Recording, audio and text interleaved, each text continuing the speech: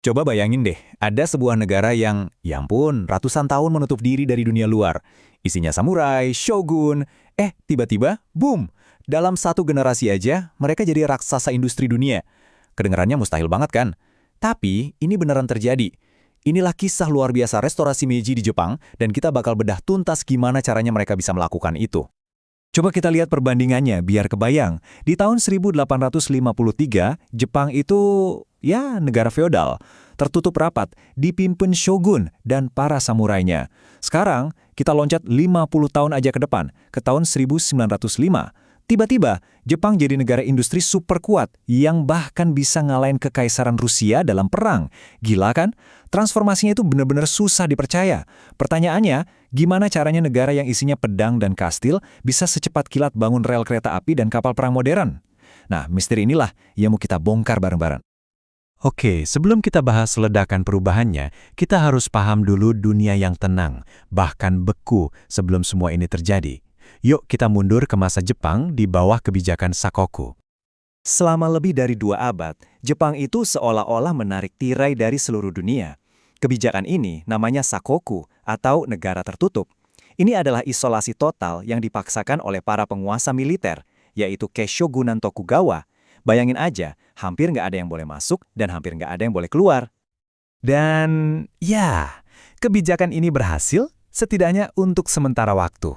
Keshogunan Tokugawa berhasil menciptakan perdamaian yang bertahan lebih dari 250 tahun, sebuah periode yang stabilnya luar biasa. Nah, justru karena stabilitas yang hebat inilah, keruntuhannya nanti bakal terasa kayak gempa bumi yang mengguncang seluruh fondasi Jepang. Jadi kenapa sih mereka sampai segitunya mengisolasi diri? Ini bukan karena takut loh, tapi ini adalah strategi. Keshogunan melihat pengaruh asing, terutama agama Kristen, sebagai ancaman yang bisa merusak stabilitas. Mereka juga nggak mau para penguasa daerah atau daimyo jadi terlalu kaya dan kuat lewat perdagangan. Intinya cuma satu, mempertahankan kontrol absolut. Titik. Selama 2,5 abad, tembok isolasi Jepang ini kelihatannya kokoh banget, nggak bisa ditembus. Tapi pada suatu hari di tahun 1853, sebuah suara gemuruh dari laut menjadi pertanda awal dari kehancurannya. Pemicunya, armada kapal perang Amerika yang dipimpin Komodor Matthew Perry. Kapal-kapal ini yang dijuluki kapal hitam itu monster berasap yang besar banget, lengkap dengan meriam-meriam raksasa. Buat orang Jepang yang saat itu cuma tahu perahu layar kayu, ini bukan sekedar kapal, ini kayak penampakan dari masa depan yang bikin ngeri. Sebuah kejutan teknologi dan psikologis yang dahsyat. Kedatangan Perry ini ibarat membuka pintu bendungan. Cuma dalam 5 tahun, kebijakan isolasi yang udah berabad-abad umurnya itu hancur lebur. Dimulai dari Konvensi Kanagawa, Jepang dipaksa tanda tangan serangkaian perjanjian tidak adil yang sangat merugikan. Isinya ngasih banyak banget hak istimewa ke negara-negara barat tanpa imbalan yang sepadan sama sekali. Nah, ini poin kuncinya. Perjanjian-perjanjian ini bukan cuma soal dagang, tapi ini adalah simbol penghinaan nasional. Otoritas shogun yang tugas utamanya adalah melindungi Jepang, sekarang kelihatan lemah banget. Rakyat pun mulai bertanya-tanya, kalau penguasa tertinggi kita aja nggak bisa ngusir orang asing, terus apa gunanya dia? Tekanan dari luar ini, ternyata, malah menyulut api di dalam negeri.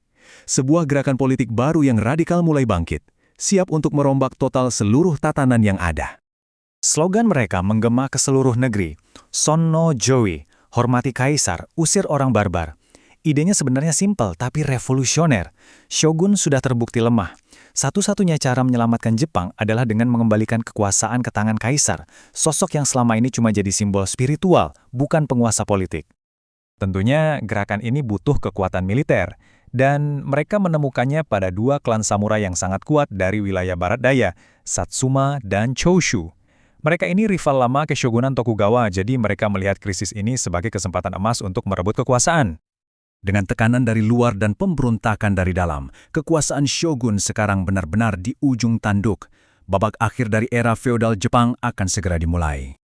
Dan kejatuhannya terjadi begitu cepat. Tahun 1866, aliansi rahasia Satsuma Choshu terbentuk, menyatukan semua kekuatan anti-shogun. Setahun kemudian, karena sudah terpojok, shogun terakhir Tokugawa Yoshinobu melakukan sesuatu yang gak pernah terbayangkan. Dia secara sukarela menyerahkan kekuasaannya. Puncaknya terjadi tanggal 3 Januari 1868 saat Kaisar Meiji yang masih remaja memproklamasikan pemulihan kekuasaan kekaisaran. Era shogun pun resmi berakhir. Coba deh, renungkan sejenak betapa pentingnya momen ini. Yoshinobu itu shogun ke-15 dan yang terakhir. Pengunduran dirinya bukan cuma akhir dari satu pemerintahan, tapi akhir dari sebuah dinasti yang udah berkuasa lebih dari 250 tahun. Ini akhir dari sistem feodal itu sendiri. Tapi ya tentu saja kekuasaan nggak diserahkan begitu saja dengan damai. Para loyalis Tokugawa yang keras kepala tetap melawan, dan meletuslah Perang Boshin. Namun pasukan kekaisaran yang lebih modern akhirnya menang. Kemenangan mereka jadi titik akhir yang menyudahi pemerintahan keshogunan dan, ironisnya, mengakhiri era samurai itu sendiri. Ternyata, menggulingkan shogun itu bagian yang gampangnya. Tantangan yang sesungguhnya baru dimulai. Gimana caranya mengubah negara feodal menjadi negara modern secepat mungkin, sebelum mereka jadi korban kekuatan barat berikutnya. Misi mereka dirangkum dalam satu slogan yang kuat, Fukoku Kyohei, perkaya negara perkuat militer. Logikanya jelas banget. Mereka lihat apa yang terjadi sama Tiongkok, yang dipermalukan oleh Barat. Untuk bisa bertahan, Jepang nggak cukup cuma berdagang dengan Barat. Mereka harus menjadi seperti Barat, kuat, industrial, dan modern. Dan mereka harus melakukannya sekarang juga. Dan mereka bergerak dengan kecepatan yang luar biasa. Cuma dalam beberapa tahun, mereka merombak total struktur sosial yang sudah ada berabad-abad. Domain-domain feodal dihapus, diganti jadi prefektur yang dikontrol langsung dari pusat, kelas samurai yang dulu sangat dihormati, dibubarkan, hak-hak istimewa mereka dicabut, sebagai gantinya, lahirlah tentara modern lewat wajib militer, di mana anak petani pun bisa jadi prajurit. Ini benar-benar sebuah revolusi total. Kalau mau bukti nyata seberapa gilanya kecepatan perubahan ini, lihat aja data pembangunan rel kereta api. Tahun 1872, rel kereta api di Jepang itu, ya hampir nol, cuma 29 km. 4 dekade kemudian, tahu nggak berapa? Udah lebih dari 11.000 km. Itu jalur baja yang menyatukan seluruh negeri. Jadi, rel kereta ini bukan cuma soal transportasi loh. Ini tuh ibarat pembuluh darah yang memompa kehidupan ke Jepang yang baru. Perubahan ini bukan cuma soal pabrik dan tentara ya. Ini adalah perombakan total struktur masyarakat. Sistem kasta yang kaku, yang misahin samurai dari petani, dari pedagang, dihapuskan. Kekuasaan nggak lagi tersebar di antara para penguasa daerah, tapi terpusat di Tokyo. Ini adalah kelahiran kembali sebuah bangsa, dari atas sampai ke bawah. Jadi, cuma dalam 50 tahun, Jepang berhasil melakukan lompatan antar abad. Sebuah prestasi yang luar biasa, yang didorong oleh keinginan untuk bertahan hidup. Tapi, ini menyisakan satu pertanyaan besar. Apa harga yang harus dibayar untuk kemajuan secepat kilat ini? Jawabannya kompleks, melibatkan penderitaan para petani, terkikisnya tradisi, dan lahirnya militarisme agresif yang akan membentuk takdir Jepang, dan juga dunia di abad ke-20.